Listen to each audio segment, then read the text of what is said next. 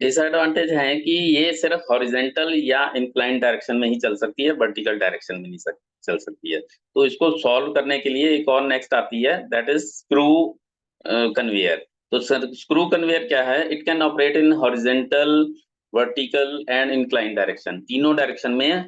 लेकिन इसकी एक खासियत है कि मटेरियल जो है ज्यादातर पाउडर फॉर्म में होता है, लेकिन अगर इसके जो स्क्रू है वो थोड़ा चौड़ा बना दिया जाए तो बड़ा यूनिट भी इसमें डाला जा सकता है। यहाँ पे देखिए पाउडर फॉर्म में या ग्रेनुलर फॉर्म में ही डाला जा रहा है। चौथा आ जाता है बकेट, हमारा conveyor. It uses bucket arrange at regular interval for movement of materials. अभी इनकी हम वर्किंग भी दिखाएंगे। तो ये बकेट मीन थोड़ी सी बास्केट या टोकरी टाइप की होती है, जो आपने रहड़ देखा होगा जिससे वो बैल उसको पानी को देते हैं। तो ये बकेट जो है जो सामग्री तल पर डाली जाती है, जो बिल्कुल बेस है वहां पे डाली जाती है, और या तो गुरुत्वाकर्षण ग्रेविटी द्वारा या अपकेंद्रीय बल जो सेंट्रीफ्यूगल बल है उस क्रिया द्वारा वितरित, दैट मीन्स जो सामान है वो उठाया जाता है और उसको एकदम ऐसे फेंक दिया जाता है, या वहीं से ही उठा के इस तरह से दूर से फेंक दिया जाता है, क्योंकि बाल्टियां सिर के ऊपर से गुजरने के बाद एकदम उलट जाती हैं। जैसे ही नीचे से आप यहाँ देखिए, ये वाला देखिए कन्वेयर पे चल रहा है, तो ये जैसे नीचे से ऊपर की तरफ आता है तो ये उल्टी हो जाती है। तो उल्टी करते ही या तो वो नीचे वर्टिकली नीचे फेंक देंगी, या अगर तेजी से जा रही है तो उसको सेंटर से दूर फेंक देंगी अब केंद्रीय बल से। A conveyor, bucket conveyor moves the granular और पाउडर मटेरियल और लिक्विड, दानेदार या पाउडर सामग्री या तरल पदार्थ से। तो ये देखिए यहाँ पे ये बकेट है, इसमें ये आ रहा है, और ये बकेट जो है एकदम से ही उसको उठाते हैं जो ग्रेनुलर है, and it is operated in vertical और इंक्लाइन डायरेक्शन। तो ये इस तरह से उठाती हैं और जैसे ही ऊपर पहुंचती है तो ये बकेट उल्टी हो जाती है और नीचे उसको फेंक देती है। देन कन्वेयर के बाद नेक्स्ट आ जाता है होइस्ट। होइस्ट जो है वो चेन पुली भी हमें कहा जाता है। चेन पुली आपने देखा होगा, ये हम हाथ से भी कर सकते हैं, लेकिन आजकल जो है ज्यादातर ये मोटराइज होती है। It is a mechanical device that can be used to raise and lower load, नीचे करना ऊपर करना, depending upon the capacity of loads to be carried hoist are available. ये देखिए यहाँ पे ये डबल चेन वाली आ रही है, तो इसमें पाइप उठ रही है ऊपर, और ये ज्यादातर इलेक्ट्रिकल ऑपरेटेड होती हैं, बिजली से ऑपरेट की जाती है। एक बटन होता है उससे ऑपरेट करके ऊपर उठाना या नीचे करने के लिए अलग होता है। Cranes, lifting and moving. अब इसके दोनों फंक्शन होते हैं, बोथ फंक्शन, दैट मीन्स यहाँ से भी और लिफ्ट भी करना और मूव भी करना of heavy loads using one और more overhead beams for support. Hoist is mounted. अब इसमें होइस्ट जो है वो माउंट की जाती है, which allows horizontal movement of material. तो क्रेन जो है एक जगह से दूसरी जगह लेके जाती है, और होइस्ट जो है वो हॉरिजेंटल मूवमेंट, सॉरी, क्रेन ऊपर उठाती है, और होइस्ट जो है उसकी हॉरिजेंटल मूवमेंट के लिए होती है। तीन तरह की क्रेन्स होती हैं, ब्रिज क्रेन, गैंट्री क्रेन और जिप क्रेन। एक एक करके इनको देखते हैं हम। ब्रिज क्रेन जैसे कि यहाँ पे देख रहे हैं, it is also called electric overhead travel crane, या ओवरहेड क्रेन भी कहा जाता है। ओवरहेड क्रेन मीन्स जो सिर के ऊपर रहे, दैट इज, इसके लिए क्या करना पड़ता है? It consist of two horizontal girders. Factory के अंदर ही गर्डर दो लगा दिए जाते हैं, which are suspending between fixed rails. तो ये दो गर्डर जो हैं देखिए येलो कलर के दिख रहे हैं, ये दो फिक्स्ड रेल्स के बीच में लगा दिए जाते हैं ताकि एक रेक्टेंगल बन जाए। Entire unit is connected to the structure of building, building के स्ट्रक्चर को साथ कनेक्ट किया जाता है। और ये देखिए यहाँ पे बीच में होइस्ट है, वो उसको ऊपर नीचे उठाने के लिए है। Now next is gantry crane. It is similar to bridge crane. फर्क इतना है कि इसमें क्रेन संरचना जो है पहियों पर लगाई जाती है, और ये फिक्स नहीं होती है, इसे उपयोग के स्थान पर ले जाया जा सकता है। तो यहाँ पे देखिए किस तरह की होती है, ये इस तरह की होती है, ये देखिए पहिए पर है। तो जहां पे हमें कंस्ट्रक्शन साइट है या कोई डैम बनाना है या पुल बनाना है, वहां पे ऐसी क्रेन्स को ले जाया जा सकता है। Third is jib crane. It is a crane with horizontal member commonly known as jib. Jib क्या होता है? जिप एक ऑपरेटिंग आर्म है जो क्रेन पर हॉरिजॉन्टल तरीके से फैली हुई है, एक पिलर से या किसी दीवार से या खंबे से वो बाहर की तरफ निकला हुआ है जिब, और उसके ऊपर जो है किसी होइस्ट को ऊपर नीचे चलाना होता है। ये देखिए ये जो पोर्शन है ये बाहर निकल रहा है जो, दिस इज जिब। तो इस जिब से क्या है कि ये होइस्ट से ही, ये जो यहाँ पे मोटर दिख रही है ये होइस्ट को उठाया जाता है। It consists of horizontal beam that comes out from a vertical pillar or wall support. wall support से बाहर भी आ सकता है या फिर पिलर से भी आ सकता है। जिप क्रेन का फंक्शन देखिए, थोड़ा ये बेसिक प्रिंसिपल बताया हुआ है। ये जो बाहर आ रहा है दिस इज जिप, तो इसको इस तरह से, ये डबल जिप है तो डबल जिप में हम इस तरह से उसको ऑपरेट कर सकते हैं, आगे पीछे कर सकते हैं। अगर हॉरिजॉन्टल होगा तो सिर्फ इस तरह करके और 90 डिग्री पे हो गए, लेकिन अगर हमने किसी बीच के पोर्शन के लिए ले जाना है तो जिप क्रेन को डबल जिप में यूज कर सकते हैं। Then next are forklift trucks.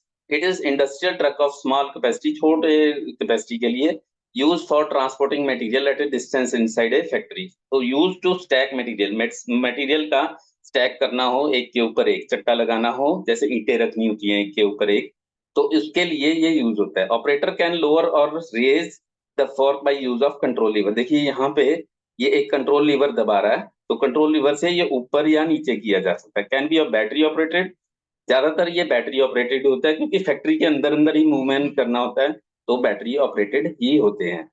Next is industrial trucks. Industrial trucks यहाँ पे कुछ दिखाए हुए हैं। 2 व्हील हैंड ट्रक, ये 2 व्हीलों से होता है, तो आपने देखा होगा कि रेडी तरीके से। 4 व्हील डॉली, ये 4 व्हील डॉली है। हैंड ऑपरेटेड, ये हैंड ऑपरेटेड लो लिफ्ट पैलेट ट्रक है, या फिर ये हम पहले ही देख चुके हैं कि किस तरह का ये ऊपर और नीचे उठाने के लिए हमारा ट्रक होता है, battery operated. Then there are trolleys. Trolleys देखिए किस किस तरह की होती हैं। कुछ रैंडम सामान है जिसमें अलग अलग शेप के डालने हैं, तो इस तरह की ट्रॉली हो सकती है। ये बॉक्स टाइप के उठाने हैं और छोटी हाइट के हैं, तो इस तरह की ट्रॉली हो सकती है। देन इस तरह की ट्रॉली, अगर हमारा कोई रेत टाइप का है, ग्रेनुलर है, तो उसको उठाना और उसको वापस गिरा भी देना, उसके लिए ट्रॉली है। या फिर सिंपली ऐसी ट्रॉली जिसको सपोर्ट की जरूरत नहीं है, चारों तरफ से वो आराम से रख सकते हैं, इस तरह की ट्रॉली। या फिर बड़े बॉक्स हैं, उनको सपोर्ट करने के लिए इस तरह की ट्रॉली लगाई जा सकती है। एंड अगर बिन्स हैं तो हमारी इस तरह की स्टैकेबल ट्रॉली भी हो सकती है। Now what is the criteria for selection of material handling equipment? दिमाग में हमें क्या क्या फैक्टर्स क्राइटेरिया रखने हैं। First is type of material, किस तरह का मटेरियल मूव करना है। Is it solid, it is liquid या नट बोल्ट, कई इस तरह के हैं जो टेढ़े मेढ़े हैं। प्लांट बिल्डिंग कैसी है, उसका लेआउट कैसा है, फिक्स्ड है या हमेशा के लिए रोज रोज चेंज होता रहता है।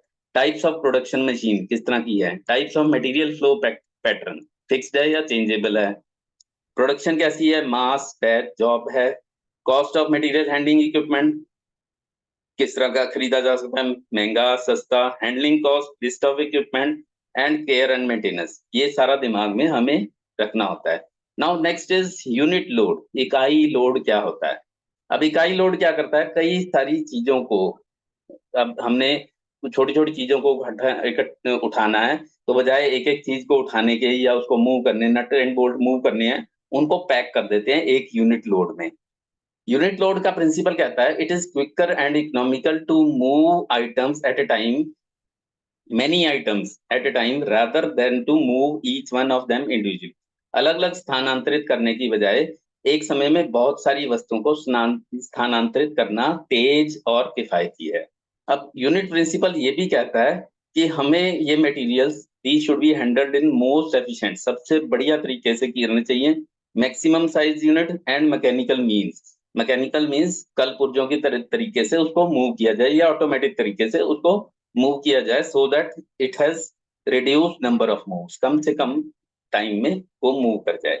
और दूसरी कि वो चले छोटी छोटी चीजों में, और फिर उसके बाद वहां पे इकट्ठा होकर एक यूनिट में चले। जैसे आपने देखा होगा कि चिप्स के पैकेट हैं, वो बड़े व्यवस्थित तरीके से एक डब्बे में पैक कर दिए जाते हैं और मैक्सिमम भरे जाते हैं।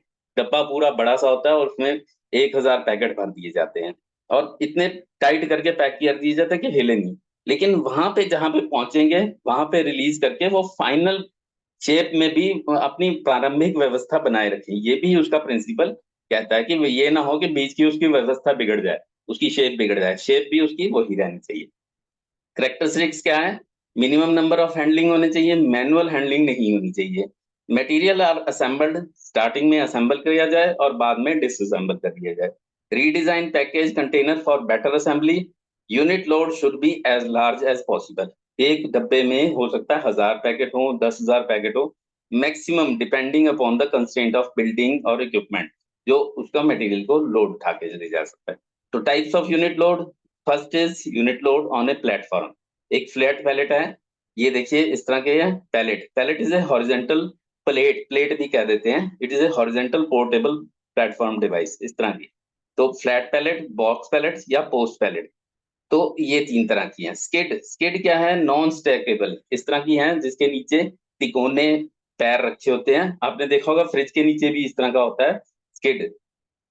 These are non-stackable single-phase devices elevated above the floor to allow lifting by lift truck. इनको लिफ्ट कर नीचे से लिफ्ट कर दिया जाता है। इसका एक और भी एग्जांपल होता है मोल्डेड शीट्स। ये प्लास्टिक की इस तरह की शीट होती है जिनके बीच में खाना बना होता है to facilitate the picking up of the load. Fork entry, इसके बीच में जो फोर्क ट्रक है उसका फोर्क अंदर घुस जाता है और इसको ऊपर से उठा देते हैं। Unit load on A rack और ट्रे, ट्रे के अंदर भी रखे जा सकते हैं। Unit load in a container या सेल्फ कंटेन्ड यूनिट लोड भी हो जाते हैं। कई ऐसे बंडल होते हैं, बेल्स होते हैं, उनके अंदर यूनिट लोड पूरा का पूरा भी आ जाता है। इनको सिक्योर कैसे करते हैं? बांधा कैसे जाता है? वायर से, स्टील ट्रैप से, कपड़े से या पेपर टेप से, एडहेसिव से, चिपबोर्ड से, कंटेनर से, क्लैंप से या इंटरलॉकिंग, एक दूसरे के साथ लॉक करके, जैसे कि हमारी टाइल लॉक की जाती है, इस तरह सिक्योर किया जा सकता है। डिजाइनिंग में भी यही हमारा ध्यान रखा जाता है कि मटेरियल कैसा है, क्वांटिटी कैसी है, स्टार्टिंग पॉइंट कहाँ है, स्पेस यूटिलाइजेशन कैसे रखना है, ऊपर नीचे डोर कितने हैं, वेट की लिमिटेशन, वॉल्यूम की limitation, labour cost, time consume और पूरी फैक्ट्री की कॉस्ट कितनी है, ये सारा ध्यान रखना होता है। एडवांटेज यही है कि मैक्सिमम जो है पार्ट्स इकट्ठे उठ जाते हैं, हैंडलिंग कॉस्ट कम हो जाती है, reduce packaging cost, space utilization बढ़िया, faster movement of material, loading and unloading time भी कम रहता है, डैमेज भी कम होता है, safer handling and cost of transportation भी कम होता है।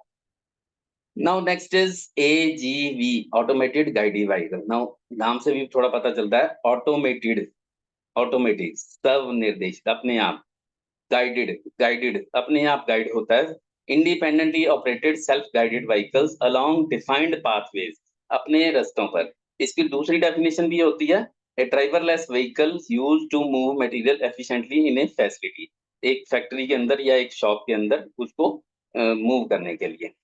अब इसकी एक खास बात है, a distinguishing feature is compare to rail guided that it has the pathways are unobstructed, तो pathways are unobstructive, that means रास्ते इसके बेरोक टोक होने चाहिए तभी ये चल पाएंगे। एप्लीकेशन, डिफरेंट मटेरियल अलग अलग तरह के ले जाने हैं, और बैच प्रोडक्शन में रोज अगर हमारा डायरेक्शन चेंज होनी है, मशीनों की लोकेशन चेंज होनी है, तो ये AGV बहुत काम आते हैं। इसकी टेक्नोलॉजी तीन तरह की होती है। First is embedded guide wire. Embedded guide wire में वायर एक ट्रेंच खुदी होती है, उसके अंदर वायर लगी होती है और उसको इलेक्ट्रोमैग्नेटिक फील्ड से दो सेंसर होते हैं, एक लेफ्ट में एक राइट में इसके, तो उससे सेंस करके ये उसके ऊपर चलता रहता है। दूसरा है painted strip guided by optical sensor. ये देखिए पेंट लगा होता है फ्लोर के ऊपर और वो चमकने वाला होता है, तो ऑप्टिकल सेंसर से उसको सेंस करते हैं। और सेल्फ गाइडेड फ्री रेंजिंग भी कहते हैं इसको। इसमें ये अपने आप चारों तरफ से सेंस करता है, इधर से कि कहाँ जाना है, जहां से उसको सिग्नल पकड़ता है वो उस डायरेक्शन में मूव कर जाता है। तो एक एक करके देखिए, ये देखिए वायर गाइडेड में ये इस तरह के चलते हैं, पेंटेड लाइन, फ्री रेंजिंग। एक एक करके हम देखते हैं। वायर गाइडेड में a trench begin floor has wire, नीचे यहाँ पे ये खुदी हुई है और उसके ऊपर ये चलता है। पेंटेड लाइन में मार्गदर्शन के लिए फर्श पर एक चमकीला फ्लोर सेंट paint on the floor, floor के ऊपर ये देखिए चमकने वाला पेंट जो अंधेरे में भी चमकता है वो वाला लगा होता है और उससे वो गाइड होके चलता है।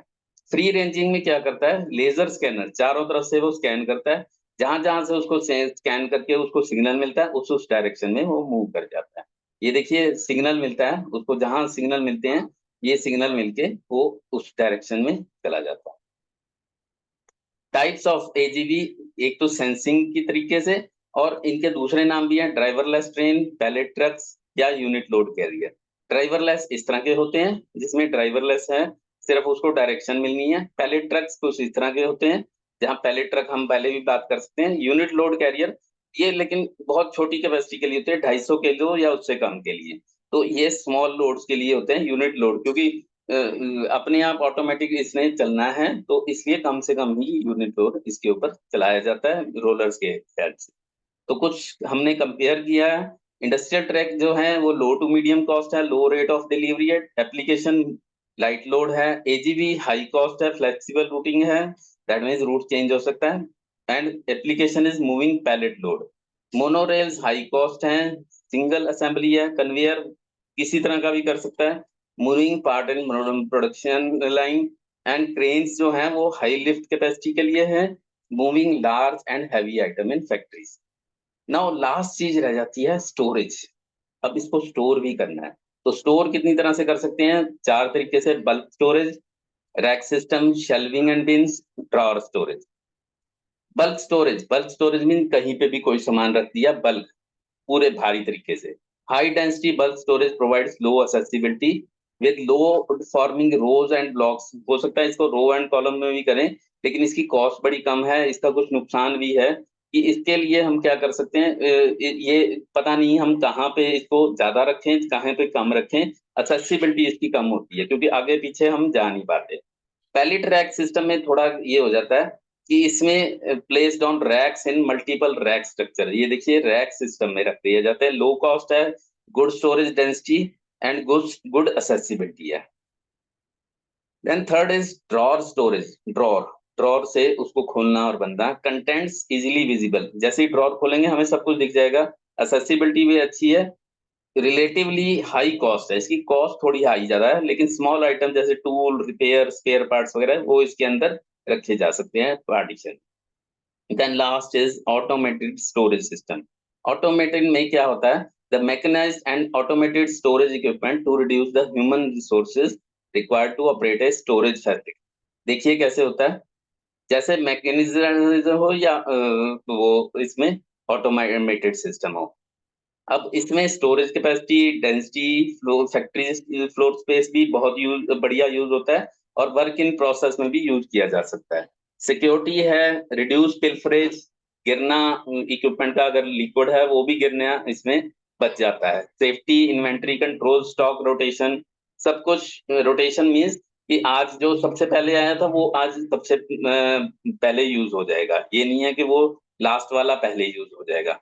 तो ASRS is automated storage retrieval system या कैराउजल स्टोरेज सिस्टम। एक एक करके देखते हैं। ऑटोमेटेड स्टोरेज रिट्रीवल सिस्टम, इसमें एक तो है unit load on pallet ASRS with one edge. एक ही साइड में देखिए आने का रास्ता है एल, एजल या एल जो भी आप कहते हैं। तो यहाँ पे एक आने का रास्ता है, इसके एक के ऊपर एक स्टैक किए हुए हैं। दूसरा है हमारा, ये हमारे 5-6 तरीके के होते हैं। Unit load AS, deep lane बहुत अंदर तक होगा। मिली लोड छोटा छोटा के लिए, मैन ऑन बोर्ड में आदमी ऊपर खड़ा हो जाता है। Automated item retrieval system and vertical lift वाले ज्यादा यूज होते हैं। तो इसमें क्या है कि हमारा work in process, unit load storage और ऑर्डर पिकिंग, ये सारे के सारे हम यूज कर सकते हैं। देखिए यहाँ पे ये जो पार्ट है वो ऊपर उठेगा, जाएगा, और वहां पे हम स्टोर कर सकते हैं। ये देखिए पार्ट जो है उठ के वापस आएगा, वहां से डिलीवरी स्टेशन के ऊपर से ले सकते हैं। तो कैराउजल सिस्टम हमारे 2 तरह के होते हैं। कैराउजल सिस्टम जो होते हैं वो गोल तरह के होते हैं, अंडाकार होते हैं, और ये 2 तरह के भी हो सकते हैं, हॉरिजेंटल एंड वर्टिकल। अब हॉरिजेंटल कैसा है, ये देखिए हॉरिजेंटल है, मैनुअली ऑपरेटिंग। यहाँ पे कन्वेयर है, ये यहाँ से घूम के जो भी हमने लेना है वो आ जाएगा। देखिए यहाँ पे वर्किंग भी देख सकते हैं आप इसकी। तो ये जो भी हमारा पार्ट है जो इधर छुपा हुआ है वो इसको घुमा के हम सामने ले आके हॉरिजेंटल में कर सकते हैं। वर्टिकल में क्या होता है? वर्टिकल में ऊपर से नीचे आता है कैराउजल में, तो नीचे आके वो हम जो भी सामान है वो नीचे आ जाएगा। कैराउजल की एप्लीकेशंस क्या हैं? Storage and retrieval option, order picking, getting off part for assembly, transportation, work in process, and last is unique application. Unique application, time testing. हमने कुछ इलेक्ट्रिकल प्रोडक्ट्स को टाइम टेस्टिंग करनी है, कुछ दिनों के लिए रखना है, 10 दिनों के लिए, 20 दिन के लिए करना है, तो उसको कैराउजल में स्टोर कर देंगे, वो ऑन रहेगा उसकी टेस्टिंग बाद में होगी। So that is all for today. Thank you very much.